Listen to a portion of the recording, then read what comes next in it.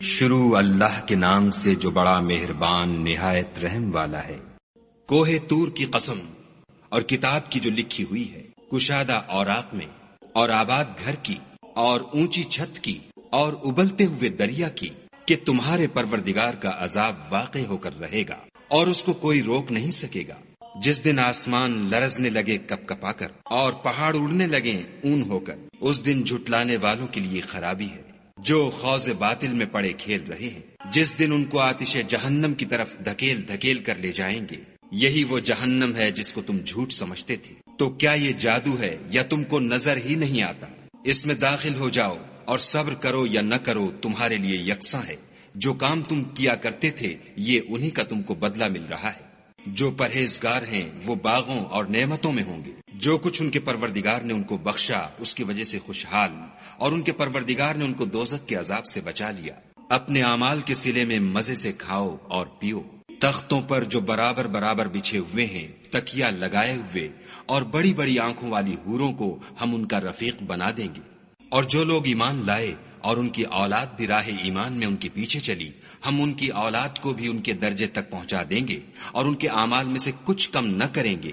ہر شخص اپنے اعمال میں پھنسا ہوا ہے، اور جس طرح کے میوے اور گوشت ان کا جی چاہے گا ہم ان کو عطا کریں گے۔ وہاں وہ ایک دوسرے سے جام شراب جھپٹ لیا کریں گے، جس کے پینے سے نہ ہذیان سرائی ہوگی نہ کوئی گناہ کی بات۔ اور نوجوان خدمتگار جو ایسے ہوں گے جیسے چھپائے ہوئے موتی ان کے آس پاس پھریں گے، اور ایک دوسرے کی طرف رک کر کے آپس میں گفتگو کریں گے۔ کہیں گے کہ اس سے پہلے ہم اپنے گھر میں خدا سے ڈرتے رہتے تھے، تو خدا نے ہم پر احسان فرمایا اور ہمیں لو کے عذاب سے بچا لیا۔ اس سے پہلے ہم اس سے دعائیں کیا کرتے تھے، بے شک وہ احسان کرنے والا مہربان ہے۔ تو اے پیغمبر صلی اللہ علیہ وآلہ وسلم، تم نصیحت کرتے رہو، تم اپنے پروردگار کے فضل سے نہ تو کاہن ہو اور نہ دیوانے۔ کیا کافر کہتے ہیں کہ یہ شاعر ہے اور ہم اس کے حق میں زمانے کے حوادث کا انتظار کر رہے ہیں؟ کہہ دو کہ انتظار کیے جاؤ، میں بھی تمہارے ساتھ انتظار کرتا ہوں۔ کیا ان کی عقلیں ان کو یہی سکھاتی ہیں؟ بلکہ یہ لوگ ہیں ہی شریر۔ کیا کفار کہتے ہیں کہ ان پیغمبر نے قرآن از خود بنا لیا ہے؟ بات یہ ہے کہ یہ خدا پر ایمان نہیں رکھتے۔ اگر یہ سچے ہیں تو ایسا کلام بنا تو لائیں۔ کیا یہ کسی کے پیدا کیے بغیر ہی پیدا ہو گئے ہیں، یا یہ خود اپنے تئیں پیدا کرنے والے ہیں، یا انہوں نے آسمانوں اور زمین کو پیدا کیا ہے؟ نہیں، بلکہ یہ یقین ہی نہیں رکھتے۔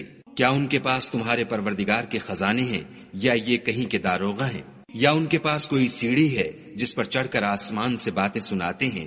تو جو سناتا ہے وہ صریح سند دکھائے۔ کیا خدا کی تو بیٹیاں اور تمہارے بیٹے؟